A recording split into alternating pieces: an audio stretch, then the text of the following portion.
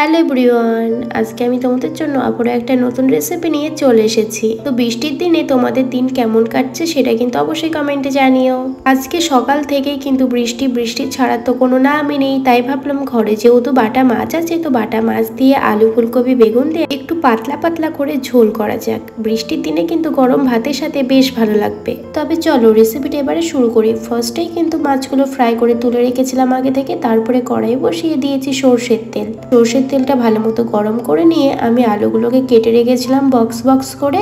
তোমাদের যেমন আকার দেওয়ার সেমন ভাবে আলুগুলো কেটে নিতে পারো, কোনো অসুবিধে নেই। দিয়ে তেলের মধ্যে দিয়ে ভালো করে নাড়াচাড়া করে নিচ্ছে। এবারে হালকা হলুদ গুঁড়ো দিয়ে এবারে কিন্তু ফ্রাই করে নিতে হবে।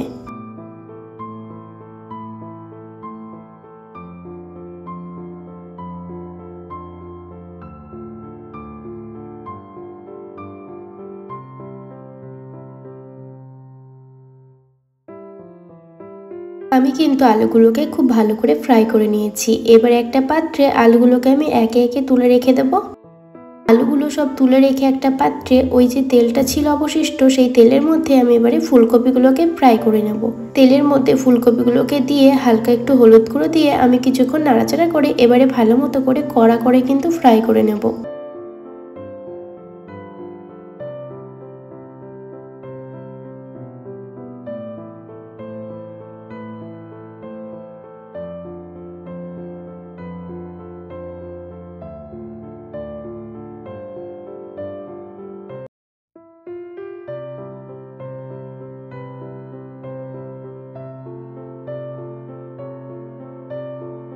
ফুলকপিগুলো ফ্রাই করে নেওয়া হয়ে গেছে, এবার একটা পাত্রে তুলে রেখে দেবো। ফুলকপিগুলো ফ্রাই করে নেওয়ার পরেও হালকা একটু তেল ছিল, সেই তেলের মধ্যে হালকা করে বেগুনটাকে নেড়ে নেব। ফ্রাই করার দরকার নেই, একদমই হালকার উপরে বেগুনটাকে নাড়াচাড়া করে নেব যাতে কাঁচা ভাবটা না লাগে আর একটু নরমও হয়ে যাবে। খুব হালকা পরিমাণে দিয়েছি আমি হলুদ গুঁড়ো।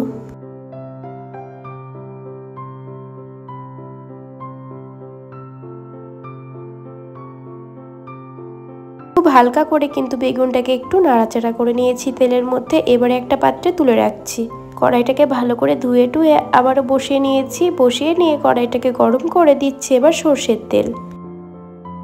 তেল গরম হয়ে গেছে, এবার দিচ্ছি আমি তেলের মধ্যে 5 ফোড়ন হালকা পরিমাণে আর 2টো শুকনো লঙ্কা দিচ্ছি। দিয়ে নাড়াচাড়া করে নিচ্ছি কিছুক্ষণ ধরে। তেল খুব ভালো মতো গরম হয়ে গেছে, এবার দেবো পেস্টটাকে। পেস্টের মধ্যে আছে আদা, রসুন, জিরে, শুকনো লঙ্কা, কাঁচা লঙ্কা, ধনিয়া গোটা দিয়ে হালকা পরিমাণে হলুদ আর লবণ দিয়ে এবারে ভালো করে মশলাটাকে কষিয়ে নেব।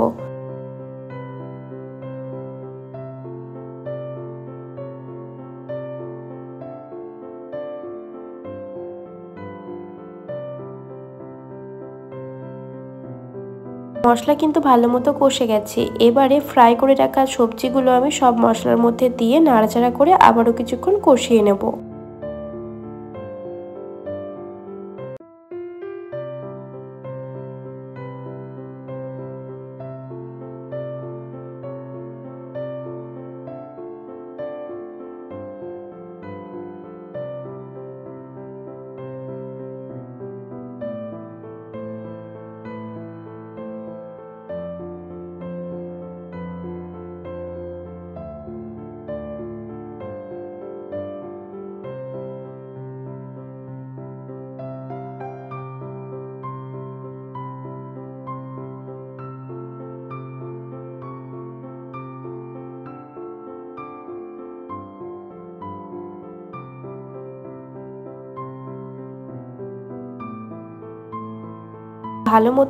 ভালো করে কষিয়ে নিয়েছি আমি। এবারে দিচ্ছি পরিমাণ মতো জল। জলের পরিমাণটা কিন্তু তোমরা নিজেদের আন্দাজ মতোই দিও।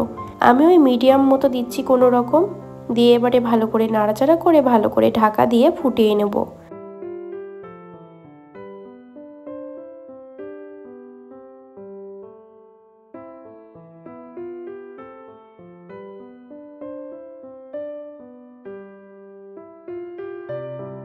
ঢাকা দিয়ে কয়েক মিনিট পরে আমি ঢাকাটা খুলে ফুটে উঠেছে। এবার দেব ফ্রাই করে রাখা মাছগুলোকে আর কিছুক্ষণ একটু নাড়াচাড়া করে নিচ্ছি।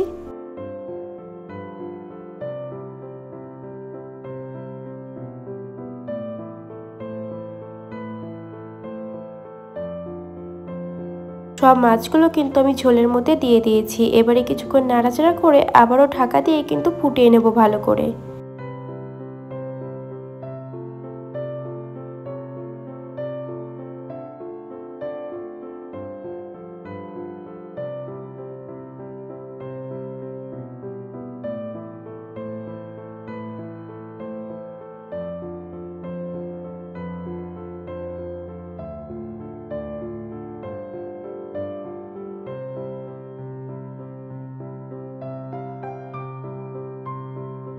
কুড়ি থেকে 30 মিনিট পর আমি ঢাকাটা খুলছি। এবারে দেখো কত সুন্দর হয়ে গেছে, একদম কিন্তু পাতলা পাতলা, ঠিক যেমনটা চেয়েছিলাম।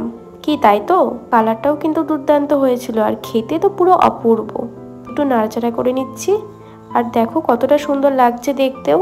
তো অবশ্যই কিন্তু তোমরা ট্রাই করো বাড়িতে। বাইরে পড়ছিল বৃষ্টি আর গরম ভাতের সাথে এমন বাটা মাছের সবজি দিয়ে পাতলা পাতলা ঝোল জাস্ট ফাটাফাটি লাগছিল। যারা আমার রেগুলার ভিডিও রেসিপিগুলো দেখো তাদের হয়তো আমার ভয়েসগুলো আজকে বুঝতে একটু অসুবিধেই হবে, এটা আমি নিজেই বুঝতে পারছি, কারণ আমার ভয়েস একদমই ঠিক নেই। প্রচন্ড ঠান্ডা লেগেছে, ওই কারণে আমি ভয়েস দিতেও পারছি না সেভাবে ভালো করে। তো দেখো কথা বলতে বলতে কিন্তু রেসিপিটা রেডি হয়ে গেছে। তো কেমন লাগছে অবশ্যই জানিও। যারা সাবস্ক্রাইব করোনি তারা তাড়াতাড়ি সাবস্ক্রাইবটা করে দাও। আজকে এতটুকুই, আসবো আবার একটা নতুন রেসিপি নিয়ে। টাটা।